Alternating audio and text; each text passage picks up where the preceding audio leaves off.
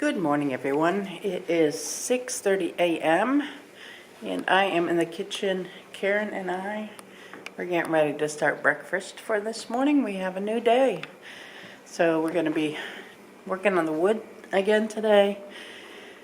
Then we're talking about maybe taking a little excursion out tonight after we get done doing wood and seeing what's out there that we can discover this tonight. So I got a really good night's sleep last night.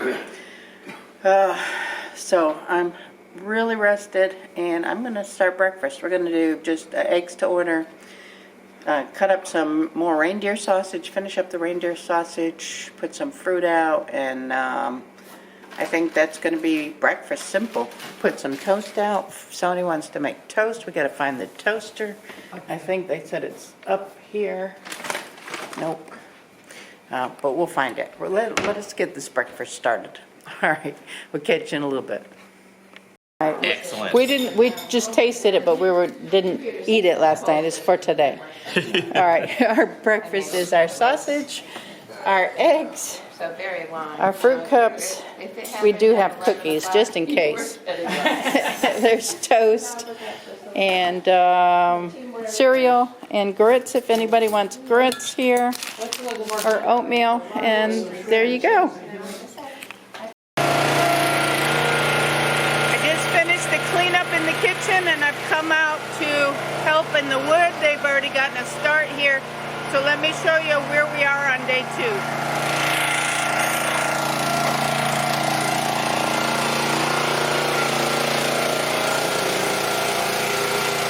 This is day 2 on shed 2.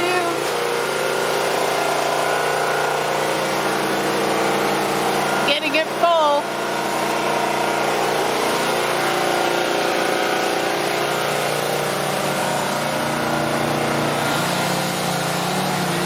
Got some workers out here.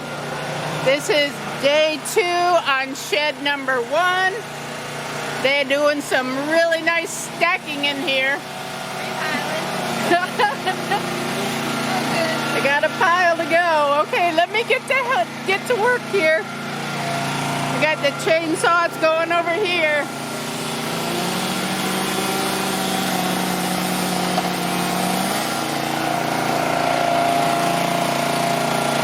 And we got some chain fixing over here.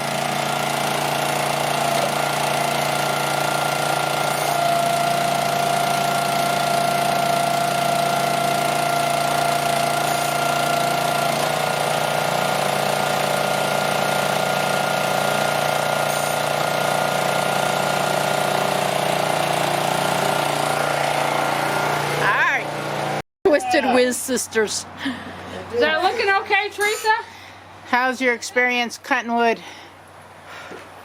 It's an experience. It's hard work, but it's worth it. Hard work, but it's I don't know the right word, but satisfying. Yeah. Oddly.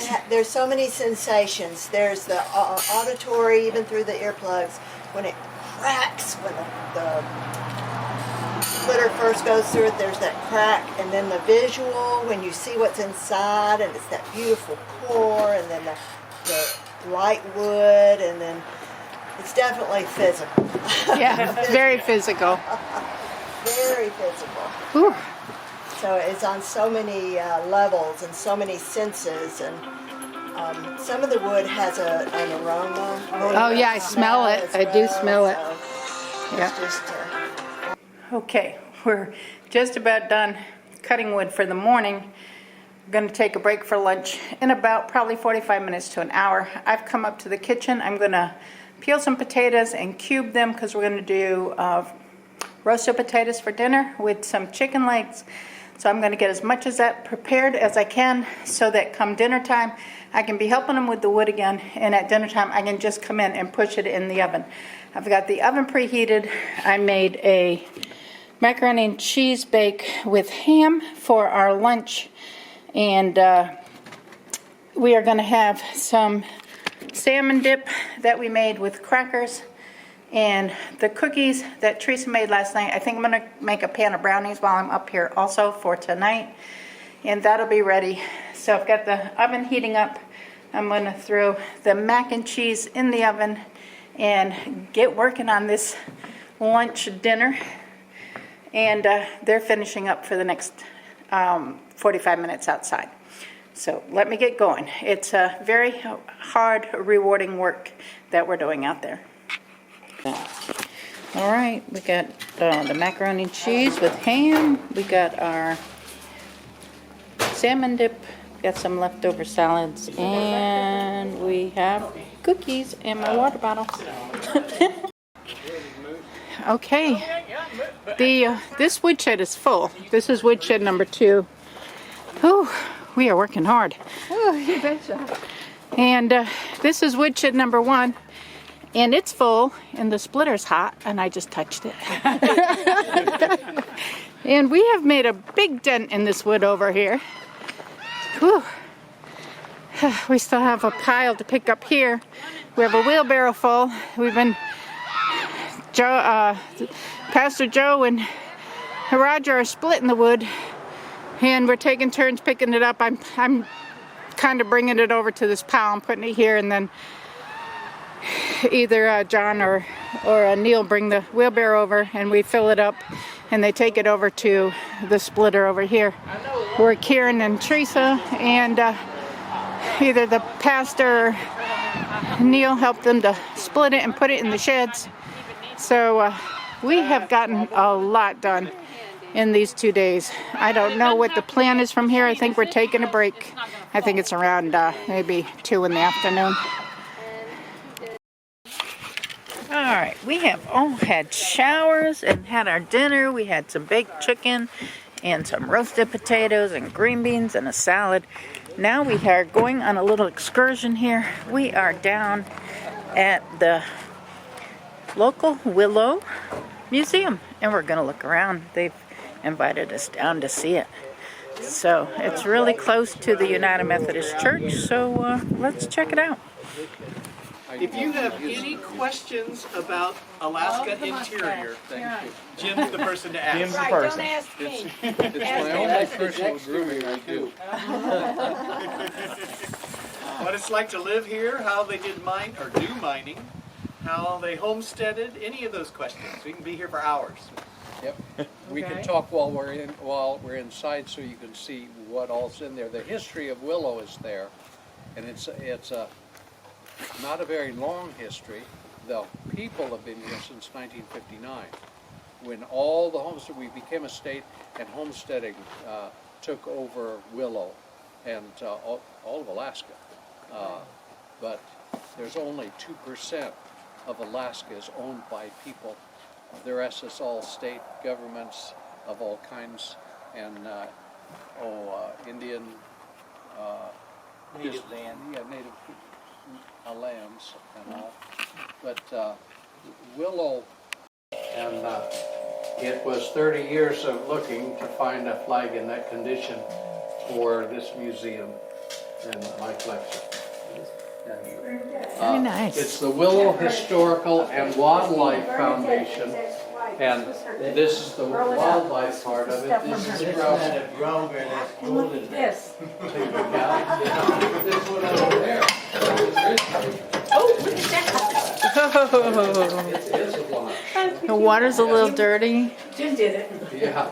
This room that we're looking at over here, is from the Ray and Rosalie White homestead, who were my in-laws, and the building over there is named after Mrs. White, and these things in here were from their homestead. And see the color of that water? Ah, yummy. How do you do that? Inside of here, there's no plumbing over to here, but it's a combination of water and septic. Because underneath here is a propane tank. We have to pump this out, throw it out, fill it again a couple of times to get it to clear out. But some of these homesteaders had to boil water like that to have water in their homes or haul it. And there's that stove in the corner was one that Mrs. White cooked on, and that little box door on the left, that's the firebox for wood. And that was at the turn of civilization or modernization, because it So also cool. had a fuel line that could come to it so they could burn oil too. And this is one of the very first that would burn wood or oil. Yep, oven and, Well, look at the bread she made. yeah. If you Don't eat the cheese. That's right. And it's so old that it's pretty hard. Also, the first Alaska State Parks park ranger, and he patrolled his area on this with his dog team, and at the beginning, the early snow machines. Dug forward, snow machines. Yeah, yeah. And either the native or somebody spelled Iditarod wrong. It was a new word to them, other than the Iditarod Trail dates way back to the Serum Run, Oh, yeah. where they hauled over this freighting trail from Seward to Nome to stop an epidemic. A lot of people had saved lives by going. The tools that I haven't weighed it yet, but that chainsaw is all steel. And heavy. There you go, Roger. And some of these tools, like this here drill press, is from the 1800s. Yeah, this saw I have stored up in the attic or the loft in Paul and Ola's apartment, and they know it well. Yeah. Yeah, when the earthquake came in 2018, it came down. So this here is the original bunny boot. Nowadays, everybody calls a winter boot a bunny boot. They're big. These had a felt liner in them, but elsewise this is felt. And they were as warm as you could get in the day. And it had this groove around the back for cable bindings on skis like that. Both of these were military. This dates back to World War II, and for many, many years after, until they started making the white bunny boot, which was had a air valve on the side, so that when you go up high elevations and planes, it would adjust the pressure around your feet. But it took me many years to find another pair of these. That's what I used to ski in. Even when I went to college, I took a ski downhill class in boots like these. You wear that now, we wear it at the same time. Yeah. There still is probably more dogs in Willow than people. For real.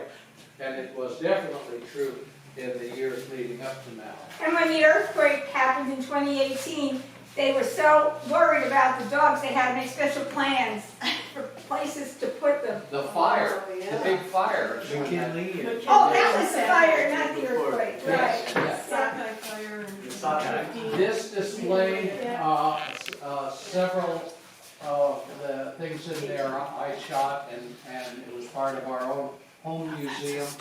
And there's many more in my house, our house still, but I did the log work and everything, and the way this, so, and this room over here was the history of the carnival, which everything that happened in Willow in 59, 60 through 70s happened right in this building. They would pack people in here to the point where you couldn't wedge another person in. And there'd be, there was a stage right here, and many or several of the people in Willow were buried in this building. And there's everything from Church services? yes, and church services and many other things. It's been everything to the people that built it and enjoyed it through the years. Yeah. I'll shut up a little bit. You can look around if you have questions. I'm right here. I can give you more of the history, but everything in here like the stoves and things have a history related to either homesteading or the mining days. Like Mark Merrill around that corner, there's a potbelly stove that he and his Boy Scouts troop climbed up to the top of the mountain where there was a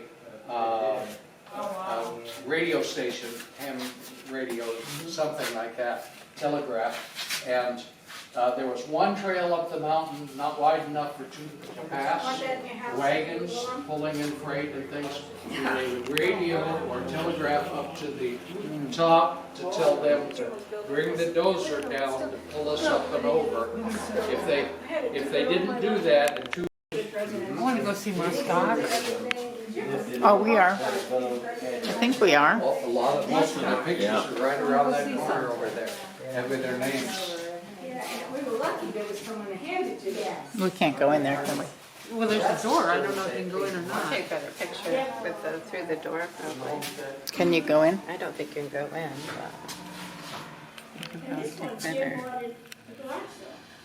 And the history on that was a gold mining cabin back of these mountains and way back, and it was abandoned, and the man I bought it from and a man with an airplane landed there and loaded up that stove to bring out, but it was too heavy or they didn't make it, they crashed. And a Boy Scout troop that was winter training back there helped them out, and they went back later and brought that out. So now, help me understand. We've got wood or coal. Well, that They had this little.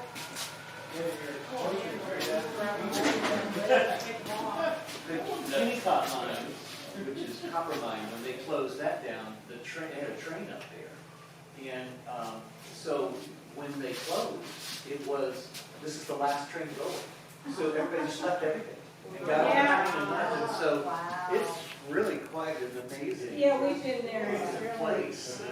It's a lot of moishers. it's a long drive though, really. Kennecott is, dogs is worried about them. Okay, so this is a grizzly bear here. Looks like he's gotten himself into some trouble with some quills in his nose from this here little porcupine. The dogs were okay. He started getting ready It's to a go finish the race. big bear. Look at those claws. Claws on the back feet. Amazing.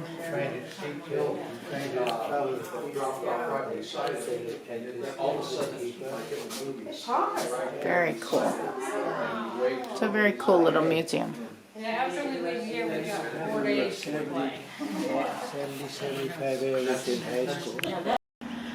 All right, we're done in the museum. It was cool. They said they just built the museum, and they brought in stuff that's been in the community for a long time, the kitchen area and different areas. So it was a really good to see a little bit about the history of Willow, see and hear, and see some of the taxidermied animals and hear the stories and the carving from the knoll of the tree, the carving of the two bears. Very, very neat. So I hope you enjoyed the pictures and the little bit of video that I got for you. It was pretty cool. So we're waiting for our passengers to get in, and we will head on back probably to, I don't know if we're gonna head out or if we're gonna explore, or I don't know, we'll see.